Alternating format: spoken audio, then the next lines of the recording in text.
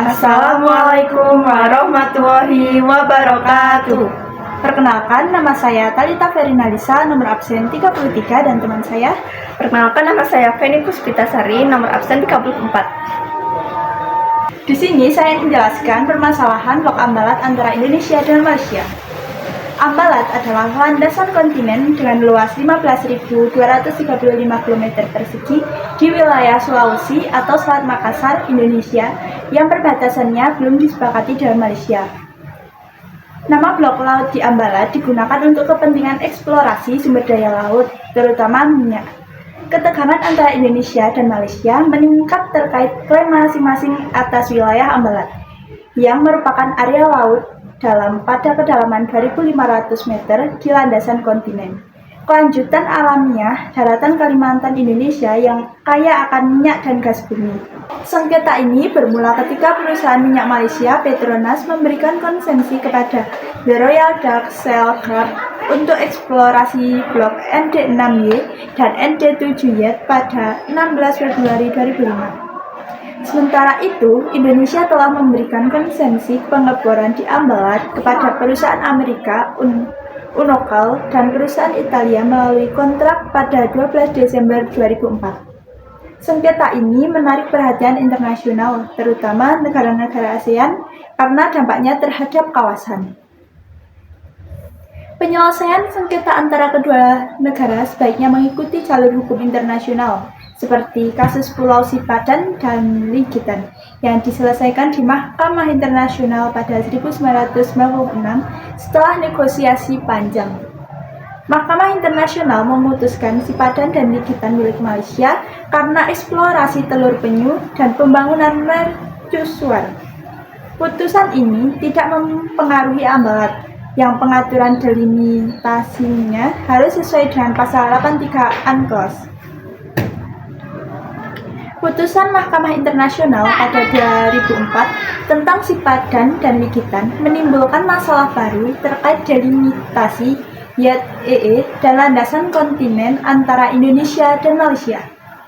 Indonesia menetapkan daerah lautnya berdasarkan Undang-Undang Nomor 6 Tahun 1996 tentang Perairan Indonesia, meliputi laut teritorial, perairan kepulauan, dan perairan pedalaman, serta zona tambahan dan YTE sesuai dengan undang-undang lainnya. Malaysia mengatur wilayah lautnya berdasarkan beberapa peraturan, termasuk ACT 660 dan ACT 750 yang menjelaskan batas laut teritorial dan YTE. Kedua negara perlu mengadopsi ketentuan UNCLOS 1982 untuk penyelesaian sengketa seperti tercantum dalam pasal 83 UNCLOS 1982. Pada 2005, Malaysia menawarkan kerjasama pembangunan bersama di Ambalat dan menyelesaikan masalah ini di Mahkamah Internasional, namun ditolak oleh Indonesia. Hal ini karena Ambalat dianggap bagian dari Indonesia berdasarkan UNCLOS 1982. Zona ekonomi eksklusif di Ambalat penting untuk eksplorasi keanekaragaman hayati dan yurisdiksi. Pasal 74 UNCLOS mengatur penyelesaian sengketa YTE antara negara pantai yang berhadapan. Sengketa antara Indonesia dan Malaysia mengenai batas laut di Ambalat memerlukan penelitian lebih lanjut untuk menunjukkan cara menetapkan batas-batas wilayah laut dan menyelesaikan sengketa tersebut. Di sini saya akan menjelaskan tentang penyelesaian sengketa blok Ambalat. Penyelesaian sengketa blok Ambalat antara Indonesia dengan Malaysia. 1. Dasar hukum Malaysia untuk mengklaim blok Ambalat. Malaysia mengklaim blok Ambalat berdasarkan Undang-Undang Essential Powers Ordinance yang disahkan pada Agustus 1969. Undang-undang ini menetapkan bahwa wilayah laut Malaysia memiliki batas sejauh 12 mil laut yang diukur dari garis dasar dengan menggunakan metode garis pangkal lurus sesuai dengan ketentuan Konvensi Hukum Laut 1958 tentang laut teritorial dan zona tambahan. Selanjutnya, Malaysia secara sepihak mendeklarasikan peta Malaysia 1979 pada 21 Desember 1979. Peta ini memperluas klaim maritim Malaysia di Laut Sulawesi secara berlebihan. Peta ini memasukkan kawasan dasar laut yang kemudian dikenal sebagai blok ambalat oleh Indonesia. Hanya Malaysia yang mengetahui garis pangkal dan titik pangkal untuk menentukan batas wilayahnya. Dalam hubungan internasional, sebuah negara harus memberitahukan titik-titik pangkal dan garis pangkal laut teritorialnya agar negara lain dapat mengetahuinya. Peta 1979 yang dikeluarkan Malaysia tidak hanya mendapat protes dari Indonesia, tetapi juga dari negara-negara lain seperti Filipina, Singapura, Thailand, Tiongkok, dan Vietnam yang menganggapnya sebagai upaya perebutan wilayah. Filipina dan Tiongkok misalnya mengajukan protes terkait Kepulauan Spratly. Pada April 1980, Singapura mengajukan protes terkait Perda Branca atau Pulau Batu Putih. Protes juga diajukan oleh Vietnam, Taiwan, Thailand, dan Inggris atas nama Brunei Darussalam. Akibatnya, klaim Malaysia berdasarkan Peta 1979 tidak diakui oleh negara-negara tetangga dan komunitas internasional. Namun, Malaysia tetap menggunakan Peta 1979 sebagai peta resmi yang berlaku hingga saat ini. Dalam perspektif hukum laut internasional, Malaysia bukanlah negara kepulauan, sehingga tidak dibenarkan menarik garis pangkal seperti itu untuk menentukan batas laut, wilayah, dan landas kontinen. Malaysia adalah negara pantai biasa yang hanya diperbolehkan menggunakan garis pangkal normal.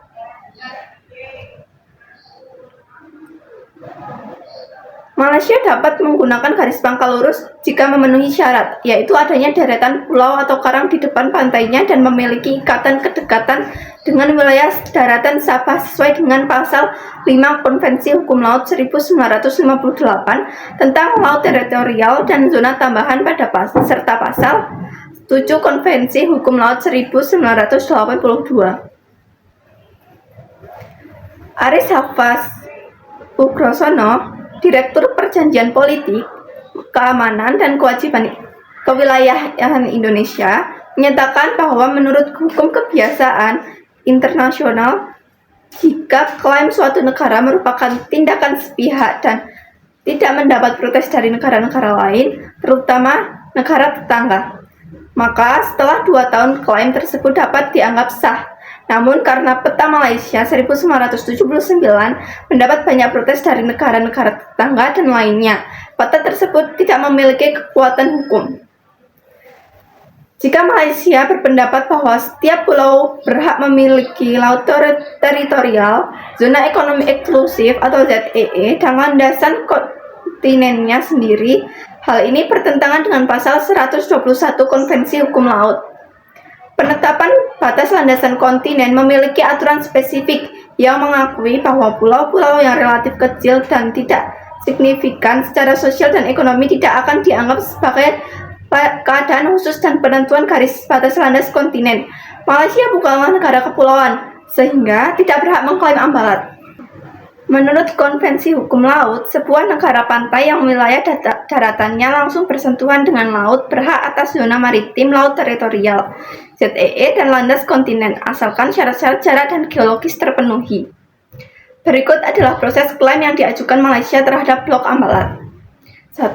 Pada tahun 1979, Malaysia menggunakan Peta Wilayah Malaysia 1979 yang secara sepihak memasukkan wilayah ambalat sebagai wilayahnya. Peta ini diprotes tidak hanya oleh Indonesia tetapi juga Filipina dan Singapura. 2. Malaysia mengklaim wilayah laut sejauh 12 mil yang berada di sekitar Pulau Karang Ambalat, meskipun jarak dari Pulau Sipadan dan Likitan mencapai 70 mil. 3. Malaysia mengklaim wilayah di sebelah timur Kalimantan Timur sebagai miliknya, menyebutnya Blok ZXYZ berdasarkan peta yang dibuat pada 1979. Sementara itu, Indonesia menyebut wilayah yang sama sebagai Blok Ambalat dan Blok S Ambalat. Indonesia telah memberikan konsesi eksplorasi di Ambalat kepada ENI atau Italia pada 1999 dan kepada UNOCA atau Amerika Serikat di Blok S Ambalat pada 2004.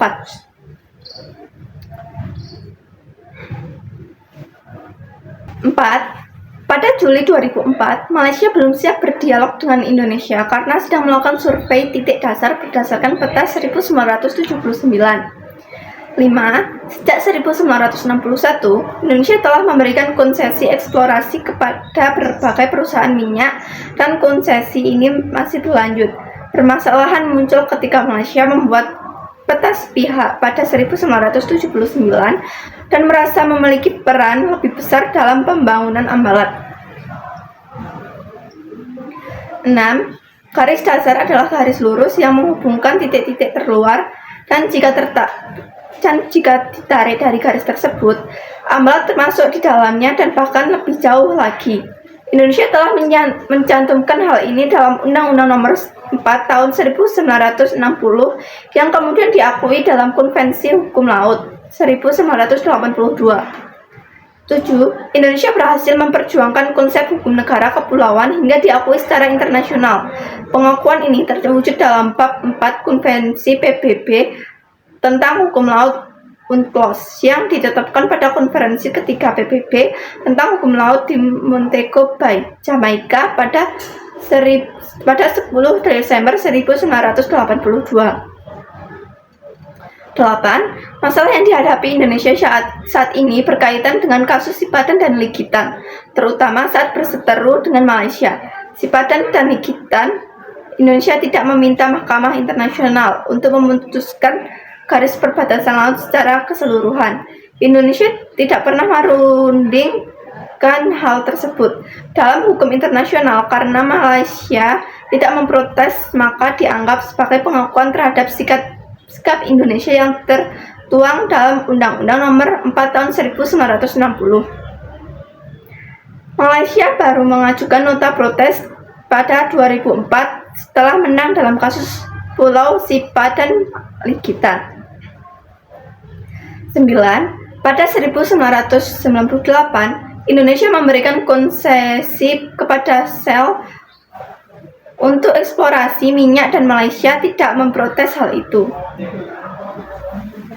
Namun, pada akhir 2004, ketika Indonesia menawarkan konsesi blok baru di Ambalat, Malaysia mengajukan protes.